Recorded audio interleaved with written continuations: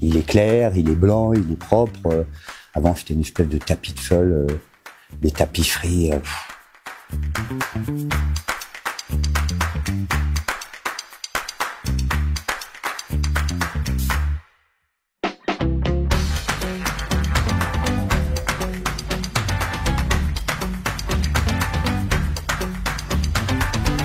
J'ai toujours habité au 130 rue de Belleville depuis que je suis né. Donc nous, on était dans le bâtiment qui est là, H. Et puis après, on a déménagé au bâtiment B pendant les années 82.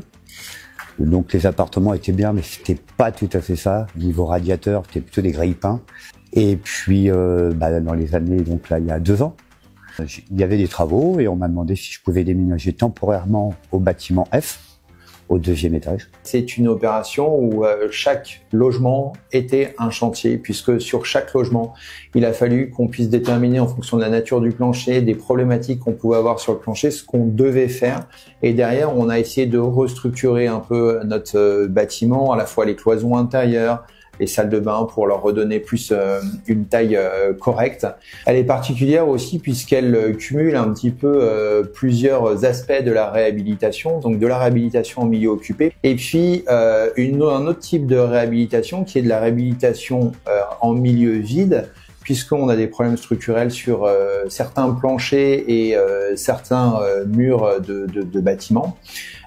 Et donc, pour faire cette réhabilitation en milieu vide, il a fallu qu'on fasse ce qu'on appelle une opération tiroir, c'est-à-dire vider l'ensemble d'un bâtiment et reloger les différents locataires dans les appartements vides qu'on pouvait avoir dans les autres bâtiments.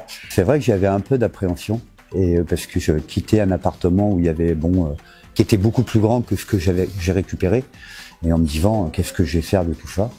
Donc j'ai trié, j'ai pas mal jeté. Donc j'avais un peu une appréhension, pendant pas mal de mois avant. C'est vrai que j'angoissais. Alors effectivement, c'est difficile pour tout le monde de se projeter dans une organisation d'un déménagement, de démarches administratives que ça occasionne aussi. Mais justement, moi, je suis là principalement pour les rassurer, pour cadrer un peu les démarches qui sont à faire. Et effectivement, pour les plus fragiles, je suis là pour faire les démarches avec eux. Je les reçois au bureau ou chez eux pour contacter le fournisseur d'électricité, gaz et leur assureur pour justement faire les démarches avec eux. On m'avait prévenu quand même pas mal de temps à l'avance, avant que je quitte le bâtiment B. Et puis non, ça s'est bien passé, je me suis débrouillé. C'est vrai que la RIVP et non particulièrement aussi l'assistante sociale qui gère aussi, qui était en collaboration avec eux, m'ont demandé si je voulais de l'aide pour les cartons, pour les meubles. Donc ils m'ont fourni des cartons. Et ils m'ont laissé le temps tranquillement de déménager. Il est plus petit, mais il est beaucoup mieux. Mais ça n'a plus rien à voir, quoi. Il est clair, il est blanc, il est propre. Avant, c'était une espèce de tapis de sol, des tapisseries. Sur la table, on laissait tomber de l'eau.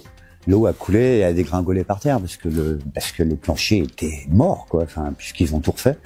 Sur un patrimoine de ce type, à savoir des vieux bâtiments, la difficulté qui s'est posée à nous, c'est comment améliorer les performances énergétiques des bâtiments tout en conservant le cachet de leur façade. Et donc on s'est tout de suite posé la question, isolation thermique par l'extérieur, isolation thermique par l'intérieur. La difficulté, c'était que les logements sont vraiment de taille très réduite, avec des pièces en enfilade et les portes étant collées au mur de façade. Il était difficile d'isoler par l'intérieur. Mais on a trouvé une solution mixte. Certains murs, notamment les plus éloignés des fenêtres, ont été isolés par l'intérieur. Ça nous a été possible parce qu'on a démoli des conduits abandonnés qui nous ont libérés de la surface. Et cette surface était reprise par l'isolant que l'on créait en intérieur des logements. Et puis, lorsque on n'avait pas le choix, on a isolé par l'extérieur. Et c'est vrai qu'avec les travaux, l'isolation extérieure a beaucoup joué, je pense. Et rien que cet hiver, je mets le thermostat à 18 et c'est bien, quoi.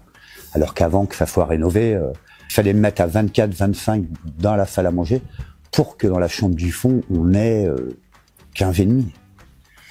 Et le fait qu'il fait tout refait à neuf, forcément, elle n'existe plus, quoi. Donc ça, c'est vraiment un point positif. On espère que du coup, toute l'énergie qu'on aura déployée, l'architecte, l'entreprise et la RIVP pour faire des travaux aussi importants sur cette résidence, on fait que les locataires vont être hyper satisfaits une fois qu'on sera parti, parce que on l'aura, certes, on les aura embêtés pendant 3-4 ans, mais derrière ils auront des logements qui seront dans un très bon état, avec des nouvelles fenêtres, avec une isolation performante et avec des économies d'énergie à la clé.